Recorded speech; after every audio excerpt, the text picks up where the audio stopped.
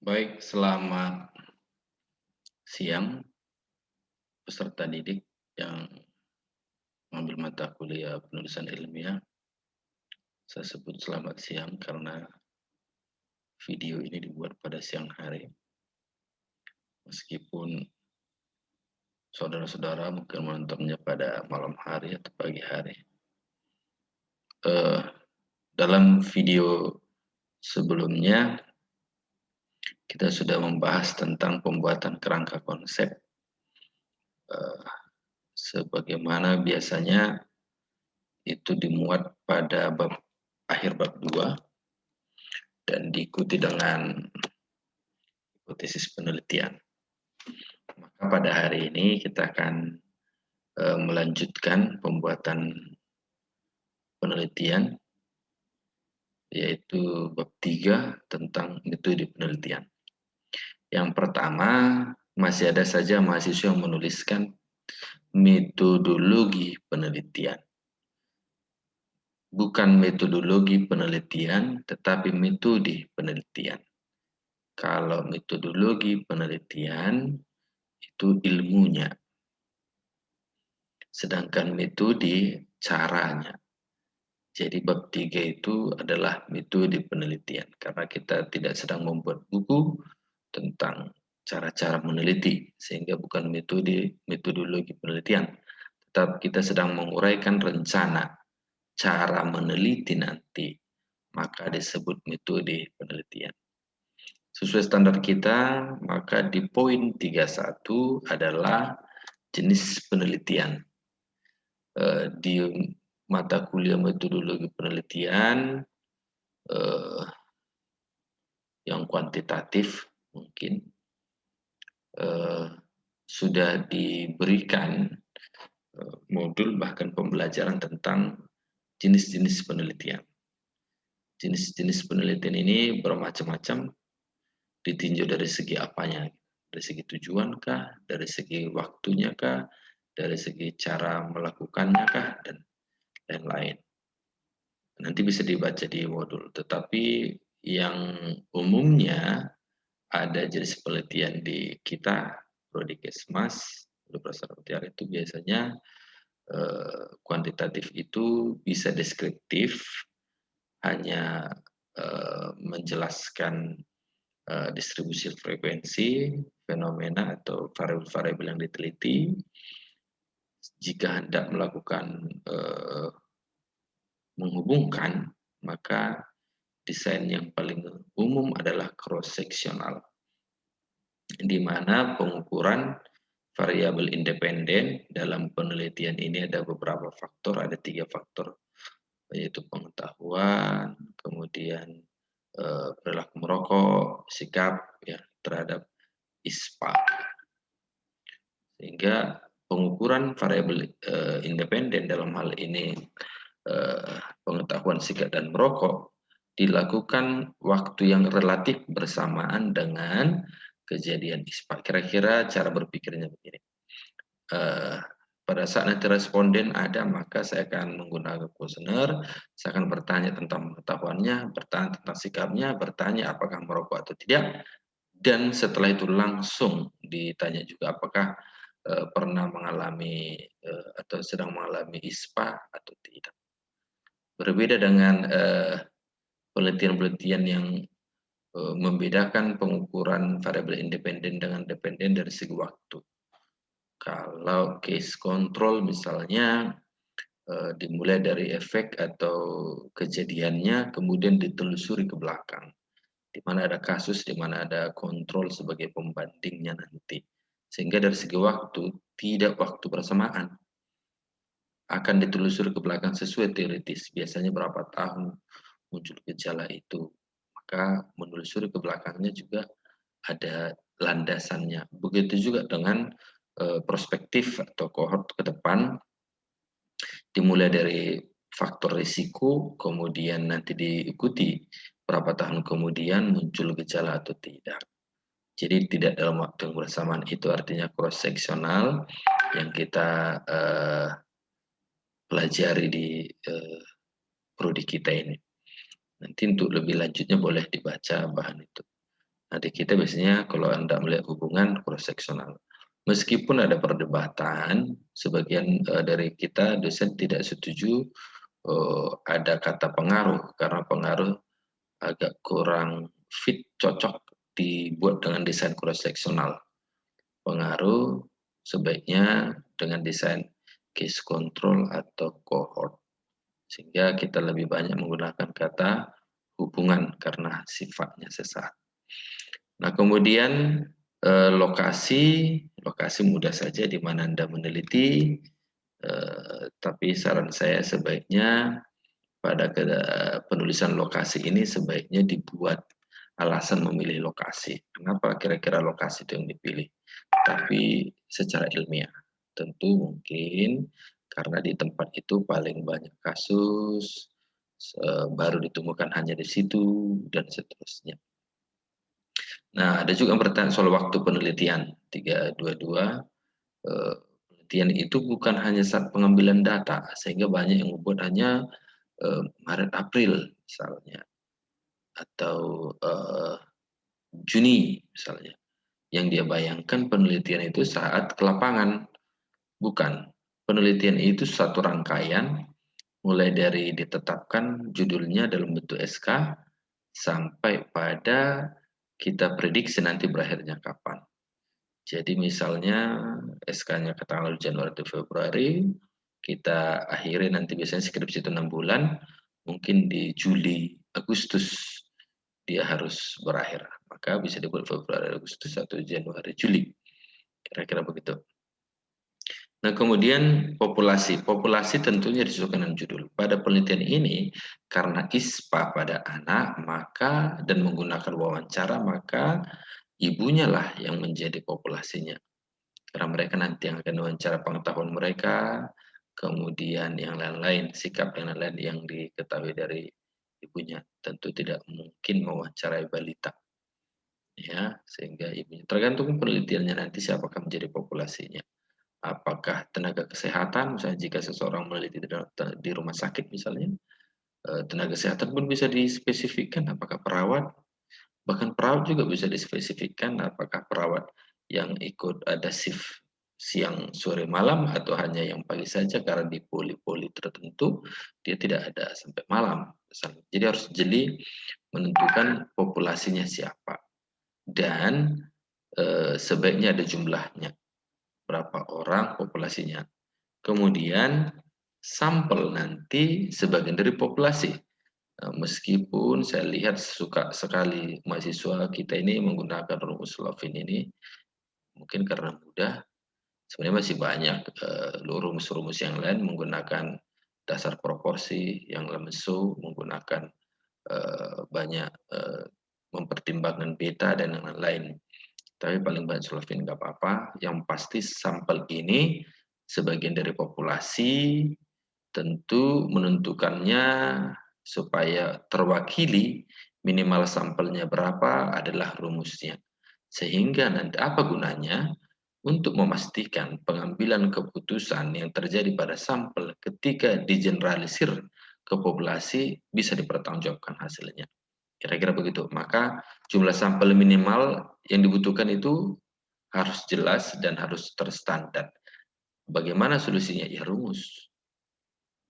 Jadi prinsipnya kan kita sampel yang kita teliti. Tetapi hasil pada sampel akan kita gunakan untuk menjernalisir atau menjustifikasi yang terjadi pada populasi. Maka sampel itu harus ada minimalnya. Nggak boleh terlalu sedikit, nanti jadi tidak terwakili. Silakan menggunakan rumus yang mana. Nah, kemudian di beberapa penelitian akan ada kriteria eksklusi atau inklusi. Eksklusi artinya mengeluarkan populasi yang tidak sesuai dengan kebutuhan kita. Tidak menjadi sampel dalam penelitian kita. Misalnya ada penelitian teman kalian kemarin, perawat populasinya. Katakanlah dulu, perawat di satu rumah sakit. Tetapi karena dia hendak mempertimbangkan 3 shift, maka dia membuat kriteria eksklusi, yaitu perawat yang tidak pernah atau tidak punya pengalaman, tidak sedang bekerja pada 3 shift misalnya. Jika dia tidak bekerja pada 3 shift meskipun dia perawat, maka tidak bisa ikut. Kemudian mempertimbangkan misalnya status, bisa saja. Minimal yang bekerja 1 tahun. Kenapa? Karena dia berhubungan dengan upah minimum misalnya, bisa setahun dulu baru upah minimum itu 100%. Maka dieksklusi lagi yang tidak 1 tahun. Begitu selanjutnya. Sedangkan inklusi kebalikan daripada eksklusi. Kita buat kriteria untuk memasukkan yang sesuai dengan kriteria itu ke dalam penelitian kita.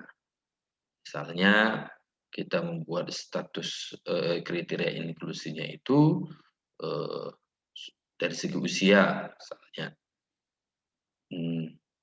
ada seseorang meneliti tentang akseptor KB, misalnya, maka dia membuat kriteria inklusi status pernikahan, misalnya, tentu harus menikah dulu baru kita bisa masukkan menjadi sampel penelitian, meskipun usianya memenuhi, tapi kalau belum menikah, ini kan soal etika penelitian. Tidak menikah tapi kita bicara akseptor KB kan kurang tepat. Maka dibuat kriteria inklusi sudah menikah misalnya. Maka yang sudah menikah lah yang bisa, biarpun usianya lebih muda daripada yang belum menikah, tapi kalau belum menikah ya tidak bisa. Kira-kira begitu. Itu gunanya kriteria inklusi karena kita anggap dengan melakukan eksklusi dan inklusi sampel itu lebih murni, lebih cocok, lebih sesuai dengan keinginan kita untuk mencari kesimpulan nanti. Hati-hati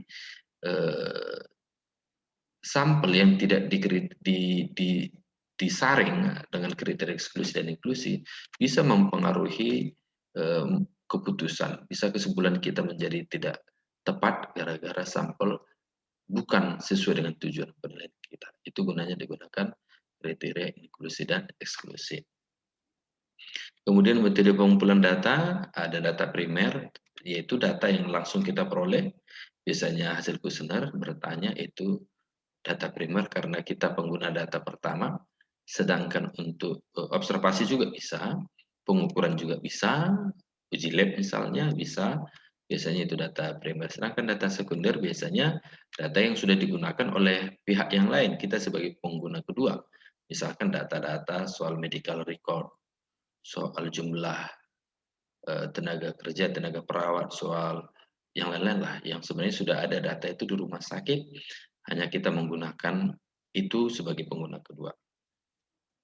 Caranya tentu macam-macam. Bagaimana mengukur data sekunder? Apakah dengan studi dokumentasi atau bisa membuka-buka file-file yang sudah ada atau laporan-laporan penelitian, laporan tahunan dari satu rumah sakit.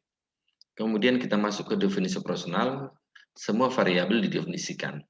Hati-hati menggunakan definisi, jangan mengulang kata. Misalnya pengetahuan adalah pengetahuan ibu, nggak bisa. Nama juga mendefinisikan pengetahuan. Sesuatu atau segala sesuatu yang diketahui. Nah, dia tidak mengulang variabel itu. Kemudian alat ukurnya, kita mengukur variabel itu dengan cara apa? Apakah kuesioner, apakah observasi, apakah pengukuran, apakah lab, dan yang lain-lain. Skala ukurnya sudah diajari di modul sebelumnya, ada mulai nominal, ordinal, interval, rasio, bisa nanti dibaca.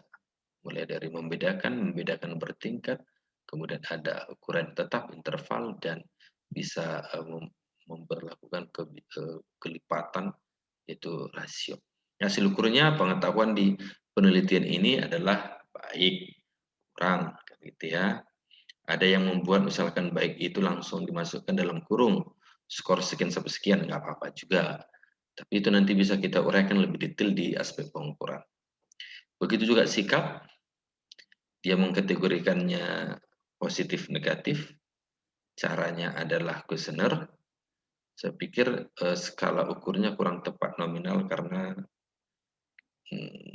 mungkin bisa kita bersepakat yang positif lebih baik daripada yang negatif, sehingga bisa ordinal mungkin. Kemudian kebiasaan merokok, ada atau tidaknya anggota keluarga yang merokok, ini bisa nominal ada atau tidak. Caranya juga kuesioner, kemudian kejadian ISPA juga ternyata menggunakan kuesioner, terserah. Berarti nanti kalau menggunakan kuesioner, informasi tentang ISPA langsung diperoleh daripada sampel, yaitu ibu ya di sini tadi. Jadi kejadian ISPA pernah mengalami atau tidak? Ya, tidak.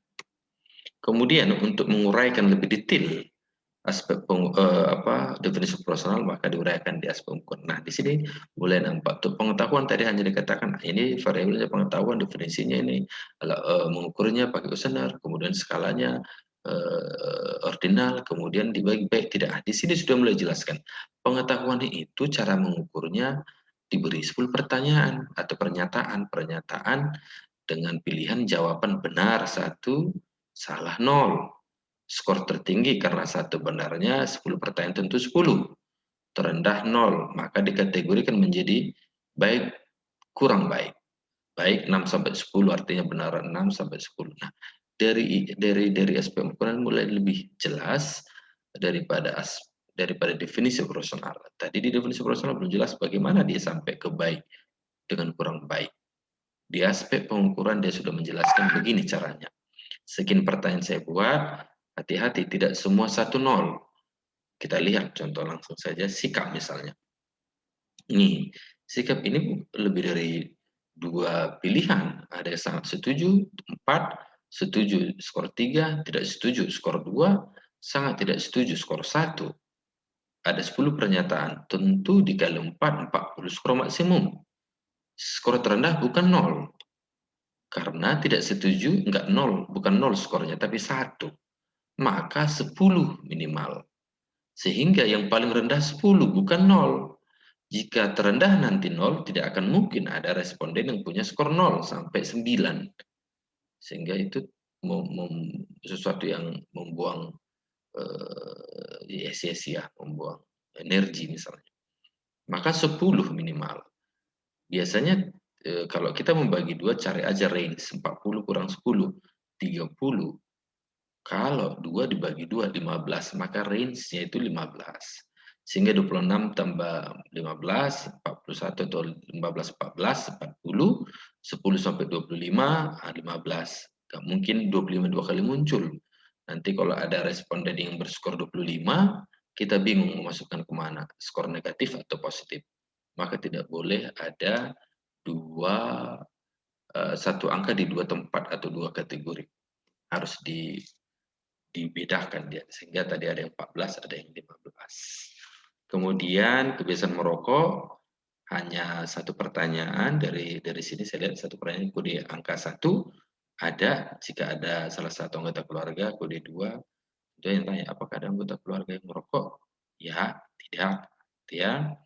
Kemudian kejadian ISPA juga ada 2, ya nanti akan ditanya apakah pernah mengalami gejala batuk, pilek yang kadang sertai demam selama 3 bulan terakhir misalnya. Ya, tidak, maka dikasih angka 1 atau kode 1 untuk ya, kemudian tidak untuk kode 2. Kemudian pengolahan data, biasa kalau ini tidak terlalu rumit, mengedit data-data sebelum dimasukkan, kemudian dibuat kode-kodenya 1, artinya untuk di pembuatan di pengolahan data nanti kan tidak huruf dimasukkan tetapi angka, sehingga perlu kode, yaitu kasih kode 1 misalnya, tidak itu kode 0, maka itu disebut coding. Perokok itu 1, tidak 0, itu. Meskipun nanti bisa kita keluarkan juga di perangkat pengolahan datanya itu arti 1 itu apa. Kemudian setelah di-coding semuanya, masukkan angka itu masing-masing 10, 10, 104, 132 gitu, dan selanjutnya. Kemudian di-cleaning artinya bagi data-data yang tidak perlu, yang mungkin ada masih kesalahan-kesalahan, harus diperbaiki, kemudian ditabulasi dibuat dalam bentuk gambar boleh, sebenarnya tabel paling utama sebenarnya tabel frekuensi, berapa yang pengetahuannya baik, berapa yang tidak, sikapnya positif, negatif, begitu seterusnya. Ini kita gunakan untuk penyajian data nanti di bab 4. Nah, kemudian ini sudah dibuat penjelasannya, kode-kodenya, entry, masukkan, nggak usah disebut nama softwarenya, kemudian pembersihan data sudah dijelaskan di sini. Kemudian yang terakhir adalah, maaf ini 35, harusnya sepertinya gitu 37 ya. 38 ya, karena 37 pengolahan data. Ini yang terakhir sebenarnya 38 ini analisa data. Analisa data sesuaikan saja dengan kebutuhan saudara sekalian. Jika hanya bersifat deskriptif, maka cukup analisa datanya itu univariat. Seperti poin 1 ini, hanya untuk distribusi frekuensi. Tetapi kalau tujuan Anda itu untuk melihat hubungan, ya harus dipastikan uji apa yang digunakan. Balik lagi ke statistik yang pernah saudara-saudara pelajari, statistik inferensial biasanya. Apakah skalanya yang digunakan itu mempengaruhi uji apa yang digunakan, parametrik atau non parametrik. Nah, dalam penelitian ini digunakan chi-square. Apakah betul? Ya, karena kita lihat kategoris data-datanya, hanya ya tidak, kemudian tadi baik, tidak baik, positif, negatif, kemudian nanti akan disilangkan variabel independen ke dependen, maka dia menggunakan uji chi-square. Bisa saja kalau perbandingan rata-rata nanti bisa uji T, misalnya ada ANOVA kalau lebih dari 2 kelompok. Kalau melihat multivariat bisa menggunakan regresi linear, bisa juga kalau non parametrik misalnya logistik dan yang lain-lain. Tapi dalam penelitian ini menggunakan uji chi-square. Tentu nanti boleh ditambahkan di sini karena syarat-syarat menggunakan chi-square itu ada. Jika tidak terpenuhi, misalnya sel expected count-nya itu tidak terpenuhi, misalnya 2 kali 2, nggak boleh ada di bawah 5 misalnya, boleh dibuat uji alternatif apakah exact Fisher atau lain-lain. Nah, itulah pembuatan bab 3 untuk proposal penelitian saudara-saudara sekalian. Sampai di sini pertemuan kita hari ini. Kita akan bertemu di pertemuan berikutnya. Mungkin akan pertemuan langsung Zoom atau juga bisa dengan video. Pada kali ini saya membuat dalam bentuk video. Sekian dan terima kasih. Selamat siang semuanya.